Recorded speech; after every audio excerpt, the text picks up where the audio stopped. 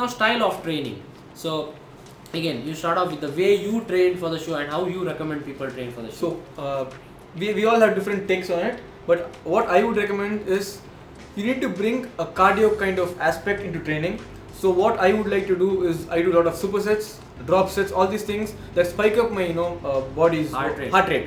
And bring my cardiovascular system into play, so that I kind of maximize my cardio without going into the treadmill a lot more. And also I personally would not want you guys to go till failure, because honestly guys, we are on a caloric deficit, and being natural also, recovery is pretty slow and you don't want to lose your muscle. So I'm not saying that you should not go till, you should kind of stop 3-4 reps before failure. So that is where I would like to stay. And also lifting heavy, I think it doesn't matter. You can lift heavy as long as you have to lift heavy, to preserve muscle. Yeah. And the other thing is that I want the same thing. Okay, you continue. It'll come to mind. My way of training. See, when I competed, it was like now my thinking about competing is different. Okay, when I competed, it was like I wanted to know how my body is, how I look against when I stand close to others. I wanted to see what are my weak points, how will I look after I'm ripped. And actually why I competed was I was anyways getting lean for the for my own transformation. Transformation. And 12 days or in the same month we had a show. So I decided why not go to the next level. If it was not for the competition, I wouldn't have been so shredded. Okay, so that being said, the way I trained, again I'll be honest, I won't tell that I knew a lot of things before, but if I could, I trained, I used the Chris Gethin's 12-week trainer for 2 months. I didn't do the DTP thing. Then I did Y3T for 1 month, I guess. Neil Yill's Y3T, and then I followed it. A routine that was given by the gym trainer over there, which was totally bad, not at all good for me, which I realized now because I didn't know a lot of things then.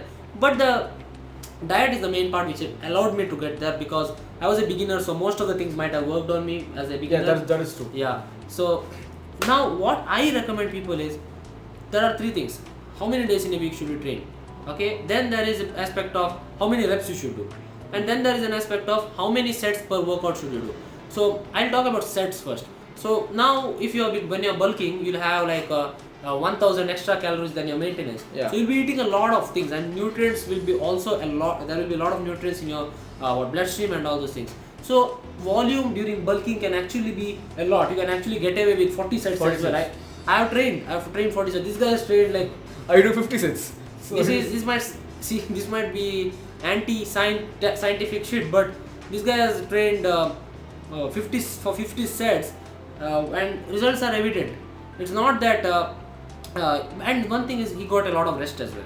Okay, he used to rest a lot. Yeah, I don't do some 10 seconds, 20 seconds between sets. I take around at least 30 to 90 seconds between sets. But my volume is I'm inside the gym for 2.5 hours sometimes, Yeah, so results are evident. So you can't, that has worked for me. This works for me. Yeah. That is all it works. I can't do 50 sets. I'm telling you, I can't do 50 sets. I got my results in maybe 30 sets. So while dieting, right, you can actually do the same volume, but as he discussed earlier, don't go to failure in every fucking set. If you are bulking, right, I wouldn't mind you going very close to your failure. Not failure. Nobody will be able to do every single rep, every single set, every single workout to failure. It is impossible. But if it's possible for you to maybe keep the volume, if you are doing 50 sets, 30 sets, a general human being does 30 sets during bulking, maybe you can do 25 sets, but you can try to lift heavy, because during dieting, if you do the same volume, you will not be able to maintain your strength. Okay, you need to slightly reduce your volume and be smart about how you train. So I honestly felt it, guys. During my first week, I was doing 50 sets, and slowly as my body fat reduced, I was not able to do 50 sets. I could evidently feel it. So I dropped down to maybe 35. That 35 sets was my limit. So drop down the volume a bit, and then also don't go to failure. Yeah, so remember guys, fat is actually essential for longer duration kind of training shit. So now, okay, you are doing walking on a treadmill, right? If you're walking on a treadmill for 45 minutes, your body actually uses fat as an energy source. And the same goes sometimes with the weight training as well. As the weight training, the session goes on, right? The depletion gets more and more glycogen. Yeah, glycogen gets depleted, then it jumps to fat. Yeah, so that is why your volume should be actually decent. You should figure out that for yourself, and if it's high, you will actually feel it mentally, right? If you will get drained out and you will not feel good. So that is my take on volume. And how many days in a week should you train? I don't think that actually matters. It doesn't matter. If you train for 6 weeks during your bulk, I think you can do 6 days in a week. You can do the same during your cut. But as I told, the volume, the number of sets you perform, just reduce it and push yourself in those sets. I'm not saying don't push yourself. Reduce the volume slightly, push yourself, try to lift heavy, because trust me guys, when I started my diet, I used to lift 30 kg dumbbells last time and I ended up with 15 kg dumbbells for chest press. Trust me, this is the worst thing that can happen to anybody. And I don't think I lost a lot of muscle last time. I lost muscle, but the reason I didn't look a lot smaller than when I bulk started is because I was a beginner at that time, so I might have gained some muscle in the process. No matter what you do, you gain muscle when you're beginner. So that is our take on. And one more thing is, guys, your trainers might tell you do high reps because it will tighten your muscles. That is pure bullshit. There's nothing called as muscles getting tightened and all these things. It is just cutting out fat. So please don't confuse yourself with all these low weight high reps and high weight low reps things. It does not work. Another thing is that also you can try to train your weak muscle groups during a show. You need to understand what your weak muscle groups are. Usually for people it is their upper chest and their rear delts. So you need to design a training program that kind of concentrates on your weak points to kind of develop them. So that is one thing. Now thing is, people might tell on your diet, right? You might not be able to build muscle. That is true. But again, what if you forget about this and you lose whatever you have, right? So at least try to hit equally. Again, try to hit all the muscles equally. If you have any weak points, concentrate on them more, because maybe my back is strong, right? So I can rather concentrate on my chest a little bit more, because the volume will be minimal, overall volume will be minimal during your diet. So I would like to put a little bit more volume on my weaker points than stronger points, so that I maintain them. Exactly. Yeah. So that is the thing. Cardio. Okay. Now again, I think in this my and his views will be different. But again, let us talk about it. Okay, so what do you think about the type of cardio, and according to the body types? Do tell them as well. Yeah. So basically, for me, what I believe is it's not that I don't believe in HIIT cardio, but I'm more of a steady state cardio person because I'm not an ectomorph. Yeah. I'm not an ectomorph, and for me, it is my cardio for this. My competition prep was basically treadmill. I like doing the treadmill because I would just jump on the treadmill, watch some videos, and keep walking. But so first I started off with 45 minutes of cardio. Then I increased it to 1 hour. Then it became 1.5 hours. Then finally during my last stages, I did around 2 hours of cardio per day, guys, believe it or not. And this increase. The reason was he dieted only for 3 months. Right? Yeah, I did it was not even 3 months, full on 3 months. But the reason is that whenever I hit a plateau, rather than decreasing my food, I increase my cardio, because I believe that working harder will result in. That is just what I thought.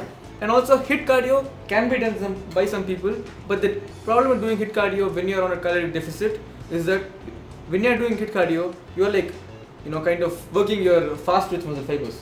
So it kind of it is like working out itself. It is like working out. It's like weight training. So why do you want to do again some kind of weight training? So that is the reason why I did not do HIIT cardio.